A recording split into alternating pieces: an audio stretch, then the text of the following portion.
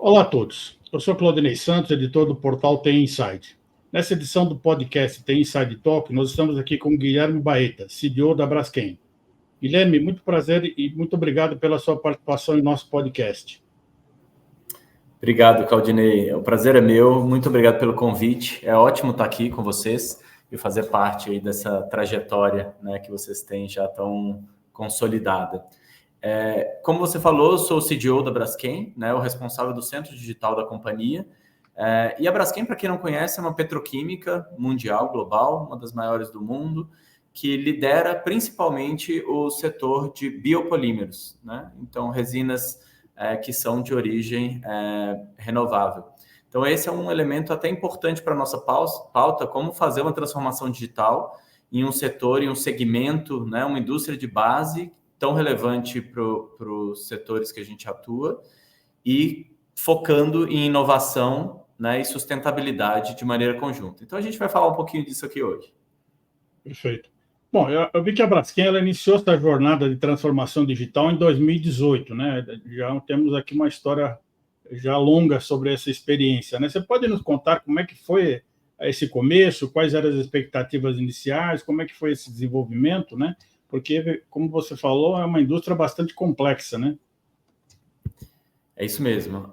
A transformação digital na Braskem, ela começou em 2018 com uma visão muito clara: liderar a inovação no setor petroquímico.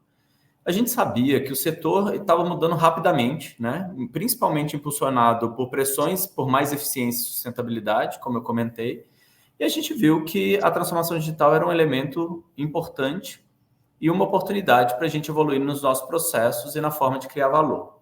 Desde o início, a expectativa era de fato que a transformação nos tornasse mais ágeis e eficientes, né? E desenvolvesse produtos e serviços que a gente tivesse um atendimento e um olhar muito focado no que é a essência da Braskem, é olhar para os clientes, né? E trouxesse os elementos que eu acabei de falar, né? Sustentabilidade e inovação. Então, a ideia não era só usar ferramentas tecnológicas, porque um processo de transformação digital ele começa na maneira com que a gente faz essa mudança, né? A gente trabalha numa forma ágil, usando dados para tomar decisão em todos os níveis da empresa. Então, a gente sabia que tinha um desafio cultural muito grande, tanto quanto tecnológico, mas as coisas precisam caminhar muito juntas. E como essa transformação digital se acelerou nos últimos anos, né? Quais as ações específicas que foram tomadas para garantir que esse progresso fosse mantido?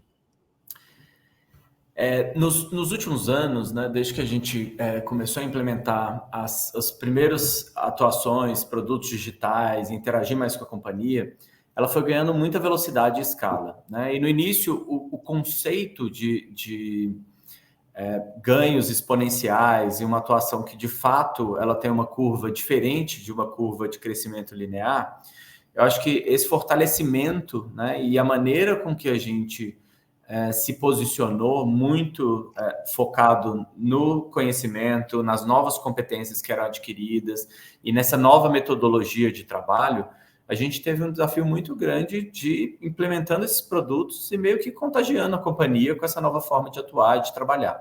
Então, desde então, a gente já desenvolveu quase 60 produtos digitais, a maioria deles a gente desenvolveu internamente, né?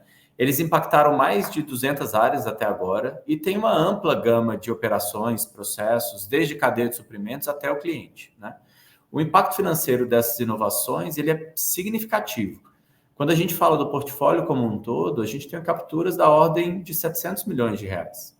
E esse número, de fato, reflete a eficácia da transformação digital e como que a gente gera resultados tangíveis para a Braskem, né? Outro ponto que eu gostaria de destacar aqui, Claudinei, é a forma com que a gente criou esse ambiente de inovação colaborativa. A gente estimula muito a participação dos nossos colaboradores, né, que são conhecidos como integrantes na Braskem, para que eles, de fato, abracem a transformação digital. E aí, isso tem diversas formas de abordagem e de como participar dentro desse novo ambiente de trabalho, né? Num ciclo de inovação, tanto com equipes internas como externas, desempenhando um papel de protagonismo dentro dessa transformação digital. E isso garantiu que essas novas oportunidades sejam constantemente identificadas, exploradas, promovendo inovação constante. E aqui também é importante falar que dentro desse portfólio como um todo, em várias vezes, em muitos momentos, a gente falhou, e isso faz parte do processo de aprendizagem, tá? Então, esse ambiente de inovação, ele foi criado e cultivado de uma maneira que a gente estivesse sempre buscando aquilo que realmente vai fazer a diferença para a companhia. A indústria petroquímica enfrenta desafios bastante únicos, né? Quais são os maiores obstáculos que você identificou nessa transformação digital desse setor, né? E, obviamente, especialmente no Brasil, né? Porque essa indústria é uma indústria global, muito forte, né? Exato. E aqui, quando a gente chama de indústria de base, né, é até um ponto relevante a gente tratar, porque, sem dúvida, né, na Braskem a gente entende que a transformação digital vai muito além, né, da simples adoção de tecnologias. Ela envolve uma profunda mudança cultural. Desde o início da jornada, a gente fez esse ajuste e essa maneira de expor para a companhia que você tem a tecnologia como uma ferramenta, mas que o verdadeiro diferencial está nas pessoas. Quem usa a tecnologia, como que você interage com ela e, principalmente, como que a gente integra essas novas tecnologias ao processo de trabalho que está definido na empresa, né? Então, sempre tem uma visão do que você faz hoje e um entendimento de qual o passo que a gente precisa dar para mudar de patamar, né? Então, a transformação digital traz muito desses elementos. E aí, quando a gente fala de indústrias tradicionais, como a petroquímica, naturalmente tem uma alta aversão ao risco, né? São indústrias que já estão há muito tempo operando, que a gente já tem uma tecnologia muito estabilizada, que já tem um conhecimento muito grande.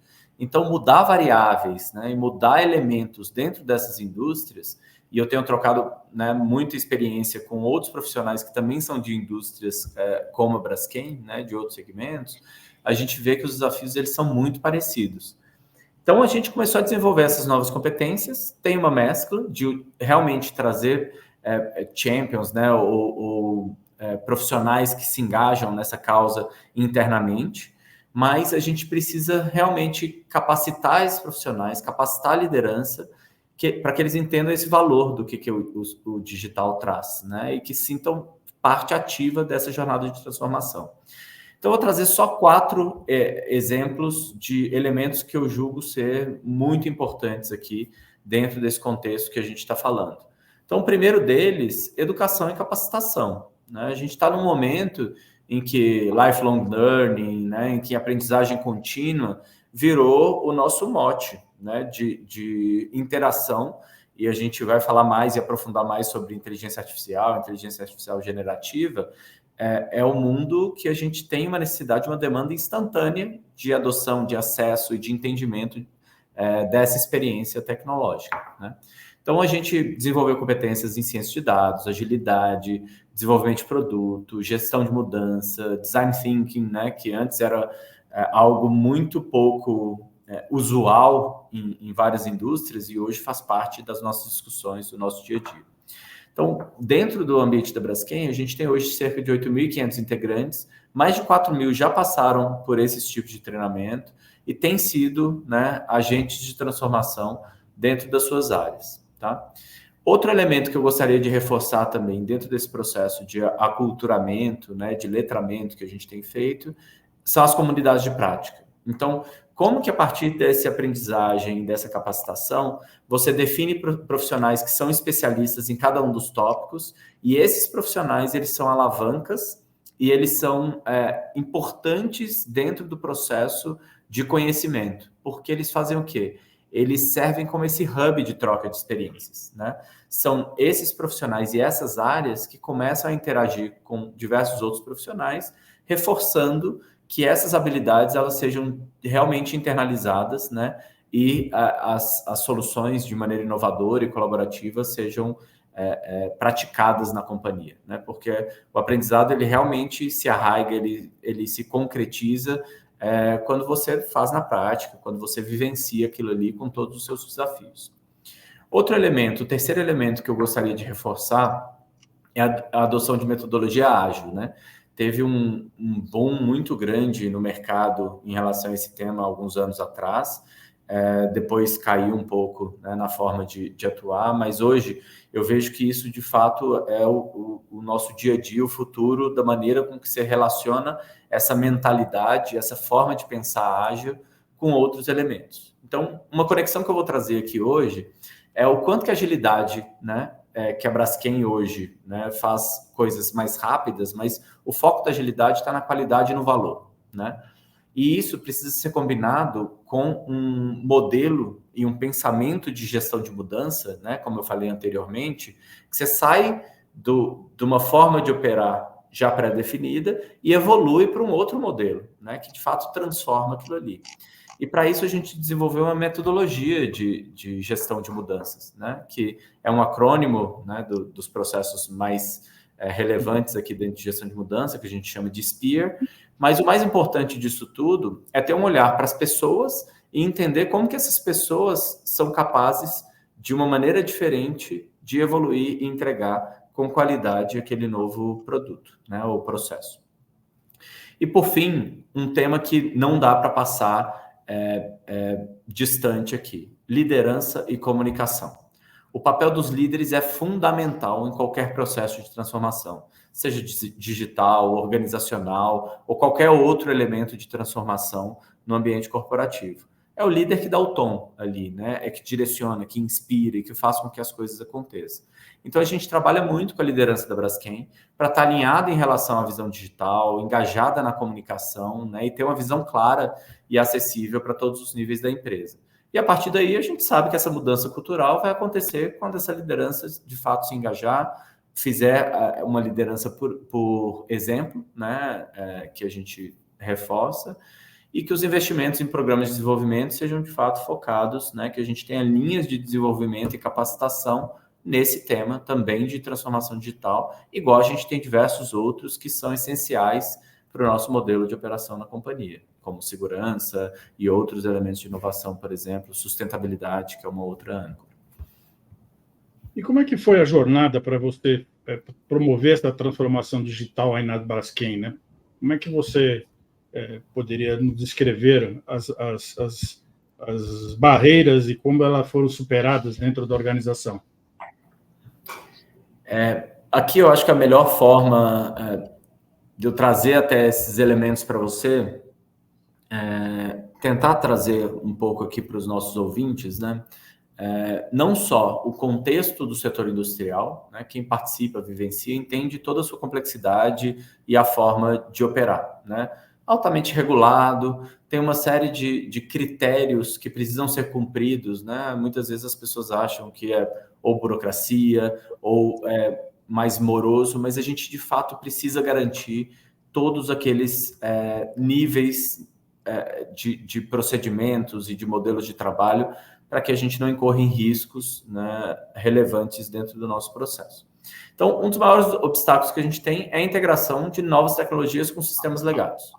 Isso, empresas que não são nativas digitais, elas vão sofrer vão ter esse desafio, né? Então, incluindo a Braskem, a gente tem sistemas robustos que foram, né, implementados há muitos anos atrás. E integrar esses sistemas com soluções de IA, Big Data, sem comprometer essa estabilidade operacional, é um imenso desafio. E para isso, na Braskem, a gente tem uma conexão muito grande, a gente está estruturado de uma forma que é bem interessante, né? Onde eu, o CIO, que é o meu par, e o diretor de automação industrial também, que é uma outra posição chave dentro da estruturação da tecnologia na área industrial, a gente faz parte de uma mesma vice-presidência. E a gente tem esse alinhamento e esse planejamento, encadeamento das ações de maneira muito direcionada. Então, por exemplo, outro elemento que eu trago aqui é a segurança cibernética, né?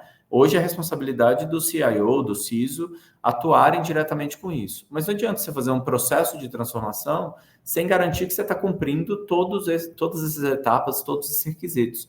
E, inclusive, que o time de segurança cibernética esteja ativamente atuando em conjunto com essas novas tecnologias, com esse novo desenvolvimento, porque é sempre um alvo que muda de lugar, né? Esse é um dos temas que são mais relevantes para a gente investir, de fato, garantindo o menor número possível de falhas, que a gente não tenha consequências relevantes, que a gente tenha um processo de capacitação e de ambientação, não só em segurança física nas nossas operações, mas em segurança cibernética também. E implementar essa estratégia robusta, né, de segurança digital está muito alinhado com essas tecnologias que a gente tem discutido. Outro elemento que eu posso te trazer de barreiras, né, de obstáculos que são identificados na transformação digital é a escassez de mão de obra qualificada, né?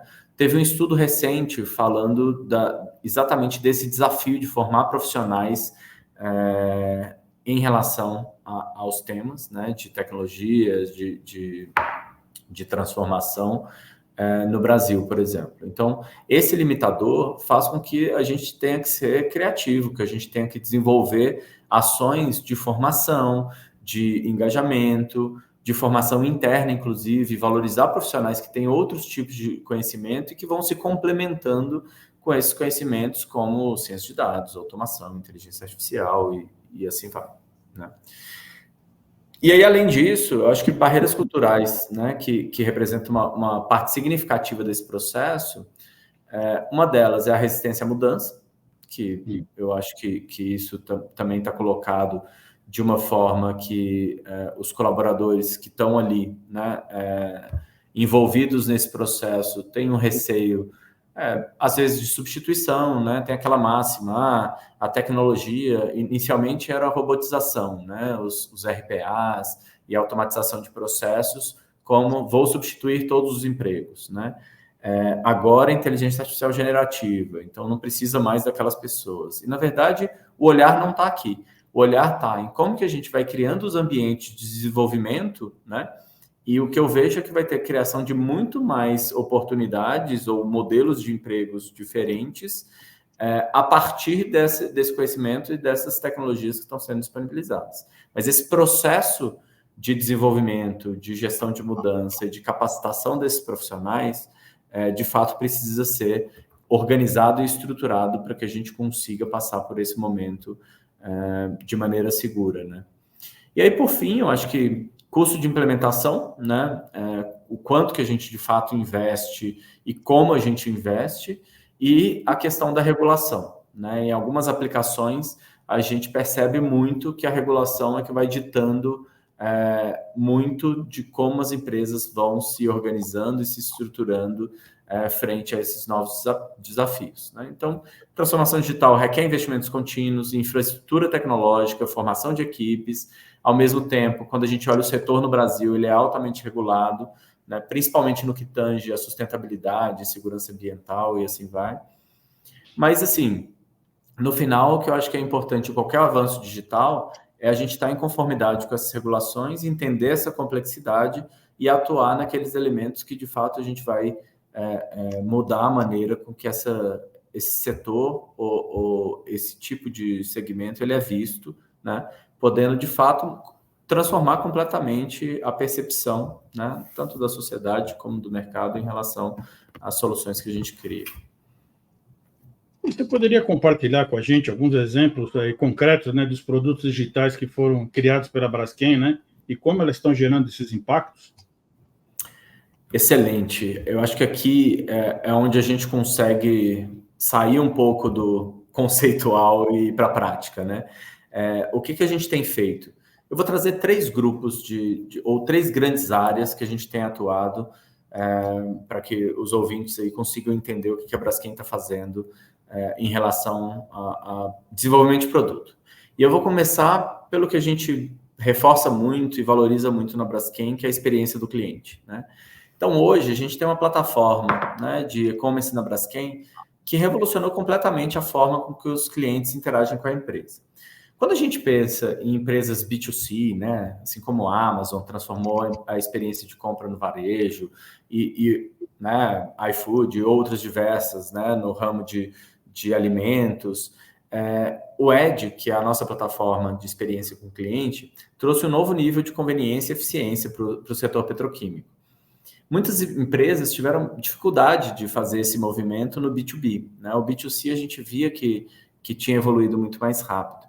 Mas aí, antes dessa implementação, os clientes precisavam fazer pedidos por e-mail, telefone, solicitar informações sobre status de pedido, saber exatamente onde estão aqueles documentos relacionados à venda.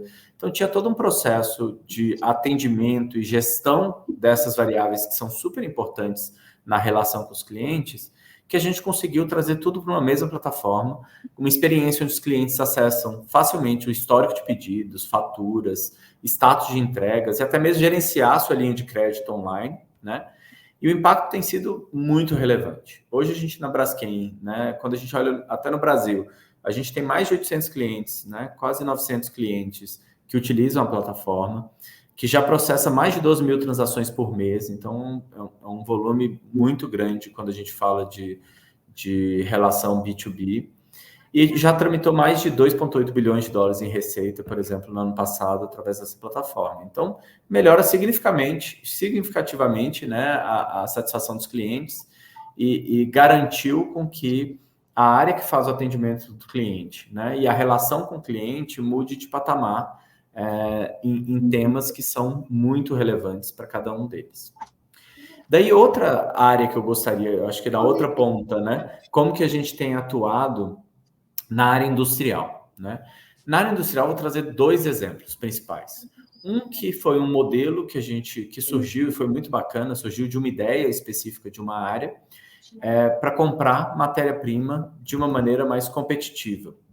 E disso nasceu um produto que integrou diversas áreas, né? A Braskem precisava, hoje nós somos os maiores consumidores ou compradores de nafta do mundo, e a gente precisava integrar, né, compras que vinham do exterior com o nosso planejamento de produção, né, e a forma de operação da empresa, entendendo e avaliando oportunidades que também não trouxessem risco para a companhia. Então a gente integrou 3 ou 4 áreas diferentes e a gente desenhou um algoritmo que otimizava todo o processo de compra dessas matérias-primas, né? Desde a necessidade, a solicitação que era feita, até a entrada, a qualidade da matéria-prima e qual que era o melhor ativo para ser processado e como que a gente monitora esse ganho a partir desse processamento, né? Então, para vocês terem uma ideia, é uma iniciativa que já resultou em uma economia muito grande para a empresa, mais de 30 milhões de reais por ano, né? E a gente tem evoluído continuamente nessa inteligência para a compra de matéria-prima. Outro exemplo que eu posso dar é uma solução que a gente tem para garantir que a gente produza as nossas resinas, né? Assim como tem o pé verde, PE, polietileno, polipropileno, as resinas plásticas, a gente tem uma ferramenta que monitora a qualidade da resina em tempo real durante o processo de produção. Então, ela vai acompanhando tanto no processo produtivo, né, no estado contínuo, como nas transições entre o que a gente chama de grades, né, tipos de produto que são produzidos, com uma abordagem completamente inovadora, através de machine learning, conseguindo modelar aquele processo e aquelas transições, e tanto o processo contínuo, de forma a antecipar, a prever essas movimentações e aumentando em muito não só a qualidade do produto que está sendo entregue para os nossos clientes, mas também reduzindo ali algumas ineficiências que são naturais do processo, né? Que são essas transições entre os tipos de produto que são gerados. Isso melhora o tempo de produção, reduz o consumo de energia e gera uma economia de algumas dezenas de milhões para a empresa, né? Impactando também a satisfação dos nossos clientes, como eu disse no item anterior. E para finalizar, eu não quero me estender aqui, mas como eu disse, são tantos produtos, eu acho que a parte mais rica é a gente falar aqui dessas aplicações. Eu queria falar até de um exemplo que no outro podcast que você gravou com o Jorge Soto aqui, que eu aconselho todos a escutarem no ESG Inside, que é o EcoTool Tracking. É uma solução muito bacana, que é para aqueles que conhecem bem o setor energético e têm acompanhado essa questão de gases de efeito estufa. É uma solução que ela resolve um desafio de escopo 3, né? Lembrando, escopo 3 é tudo relacionado à movimentação de produtos, né? A logística e tal, que não está diretamente dentro da operação da empresa, que são os escopos 1 e 2. O que a gente fez? A gente começou a monitorar movimentações de produto, e o nosso desafio era particularmente garantir que o transporte de produtos petroquímicos marítimos, né, fosse monitorado e a gente entendesse exatamente as emissões que tem de CO2, principalmente nessa movimentação de produtos. E aí, esse sistema, né, permitiu que todos os parceiros logísticos inserissem os dados diretamente para o consumo de combustível dessas embarcações e automatizasse todos os cálculos de emissão. Com isso, a Braskem consegue obter assim, uma visão clara e confiável da pegada de carbono no setor logístico, como que a gente atinge metas de sustentabilidade, neutralidade de carbono e assim vai. A gente tem vários objetivos da empresa em relação a isso. Mas o mais bacana foi que essa solução, que inicialmente estava limitada ali a alguns itens, a gente expandiu e hoje já monitora praticamente todo o escopo 3 relacionado à movimentação de produtos acabados da companhia, né? Então, a gente está com quase 10 mil toneladas de emissões de CO2 monitoradas dentro dessa iniciativa, né? Na verdade, essa é a parte evitada, desculpa.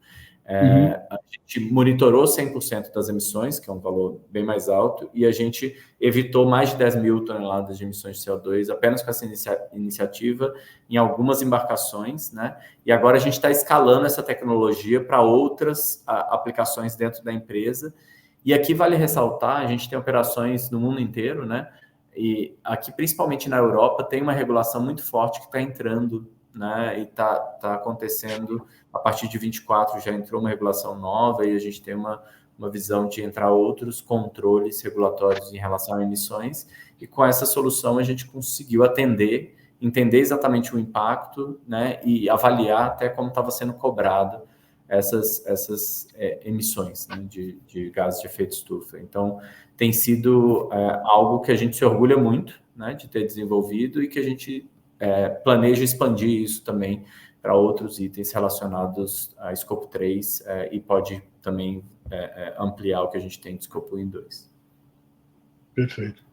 Bom, eu acho que a jornada que vocês estão levando, eu acho que é muito importante, porque a transformação digital sempre houve um aspecto crítico e muitas empresas se desiludiram em função de experiências ruins, né? Mas eu vejo que vocês continuam no processo contínuo. A gente sabe que a jornada não começou, novas tecnologias vão acontecer, novas regulamentações, no caso, novas demandas, né, do mercado vão aparecer, e vocês, eu creio que estão levando uma jornada, acompanhando essa evolução e trazendo resultados bastante concretos e efetivos para mostrar que a transformação digital efetivamente está dando resultado para os negócios da empresa, para as pessoas, né, para formar uma cultura de tecnologia nas organizações e contribuir efetivamente para o desenvolvimento do país, né? É isso mesmo. E aqui, se eu puder trazer até um elemento que é bem importante, Claudinei, como que essas novas tecnologias e o avanço, principalmente, eu não posso deixar de falar de IA generativa, né? É o que a gente está vivendo todo dia hoje, né? Na nossa vida, né? Nos nossos desafios diários. É exatamente esse ponto. A gente já tinha um modelo estruturado de transformação digital, a gente tinha uma série de impactos já acontecendo na organização como um todo, mas a minha visão é que a forma com que a gente vinha fazendo focava muito em controle de qualidade, manutenção preditiva, otimização de processos e assim vai, né? Como criação de novas formulações. Então, ainda estava limitado a nossa capacidade de desenvolvimento, recursos e foco de modelos de inteligência artificial que são mais amplos, né, e que precisam de um conhecimento muito direcionado. A IA generativa agora, ela desbloqueia uma série de elementos e traz para a mão de cada um de nós, né, capacidades que complementam as nossas competências, que complementam o que a gente está fazendo e como a gente está atuando. Então, tira limitações de modelos anteriores. É claro que ela não serve para tudo, mas ela muda essa experiência e a relação homem-máquina. Então, como que a nossa área de transformação digital acaba ajudando e direcionando a companhia para aquilo que realmente deveria ser o olhar, as aplicações que realmente fazem diferença, porque em tecnologia você conhece muito bem, né, Claudinei? Tem o que é tendência de fato e que vai se consolidar e você vai entendendo, e tem aqueles movimentos tecnológicos que, se não tiver valor para a empresa, não vão à frente, né? Então, a gente quer separar um pouco desses sinais que são mais fortes, que a gente entende que vai ter uma relação e que vão gerar um impacto, daqueles sinais que vão virar um ruído num dado momento e que vão se perder. Então, na IA generativa, a gente trouxe um novo nível de inovação, né, dessa interação homem-máquina, que pode sugerir também ajustes para aumentar a eficiência ou reduzir custo a partir de simulações, por exemplo, de processos industriais. E essa interação, né, muitas vezes, ou do engenheiro ou do operador, para prever falhas ou para antecipar condições de operação de uma maneira diferente da tradicional, né? Então, a gente começou a explorar cenários e possibilidades que são inéditas, né, a partir dessa tecnologia, para otimização de processos que não era possível antes. Então, essa abordagem vai nos ajudar a ter uma gestão mais proativa das operações e também ampliar as possibilidades de inovação. Outro elemento que a gente entende que é muito relevante na IA generativa, como você viu, os exemplos que eu trouxe são exemplos de processos estruturantes da companhia. Mas a gente tem áreas corporativas que elas não eram tão priorizadas dentro do processo de transformação digital, porque o impacto, o benefício, a forma de realizar essa transformação nessas áreas, elas eram mais difíceis de capturar um valor relevante na companhia no curto prazo, de maneira mais sustentável. Perfeito. E é aí que a IA generativa começa a desempenhar um papel relevante, promissor, né? Então, quando você vai além da IA tradicional, a gente começa a fazer uma série de desenvolvimentos, né? Eu trouxe aqui da experiência do cliente, como que a Braskem deu um passo grande no de ter essa plataforma de e-commerce. Agora, a gente embarcando em IA generativa nessa plataforma, a gente consegue oferecer uma experiência mais personalizada, né? A gente consegue entender as necessidades do cliente e até antecipar elementos que realmente são valor para aquele cliente. A gente tem comunicações e insights relevantes em relação a transformações, a operações rotineiras, e assim vai, em relação à satisfação e fidelização, de acordo com esse nível de atendimento que a gente gera. Outros desafios que a gente tem, né, relacionado à governança de dados e segurança cibernética, o uso responsável e capacitação dessas equipes tem sido feito através de uma governança e um modelo muito bem estruturado para que a gente consiga, de fato, destravar o potencial dessa tecnologia, né? Mas dentro de uma organização como a Braskem, a gente precisa, de fato, ter esse encadeamento e adotar de maneira responsável, né? A gente viu uma série de casos de empresas que tiveram vazamento de dados, que tiveram exposição ali da sua base, né? E um risco relacionado à IA generativa, porque não entenderam a tecnologia ou não atuaram da forma com que a tecnologia previa dentro daquelas condições em todos os níveis, em todas as camadas. Então, a gente está fazendo esse processo, como eu comentei aqui, né, nas outras perguntas de educação, de entendimento, captura, de forma segura e eficaz, né, para usar tanto ferramentas direcionadas, como a gente desenvolveu internamente o Braskem Assistant, como ferramentas que são mais gerais, né? A Braskem tem um contrato com a Microsoft, usa o Copilot, e isso facilita a democratização e acesso à tecnologia. E aí, por fim, né, qual que é a nossa visão de longo prazo? É que a gente tem a IA generativa como uma ferramenta que não só impulsiona essa eficiência, essa eficácia e a inovação, mas que também vai ajudar a consolidar a liderança em soluções sustentáveis e inteligentes, né? A transformação digital por si só, né, e o compromisso com a sustentabilidade, eles vão continuar sendo adaptados e ajustados, né, de acordo com esses pilares estratégicos da companhia. A gente entende que a IA generativa tem um papel crucial nesse processo evolutivo.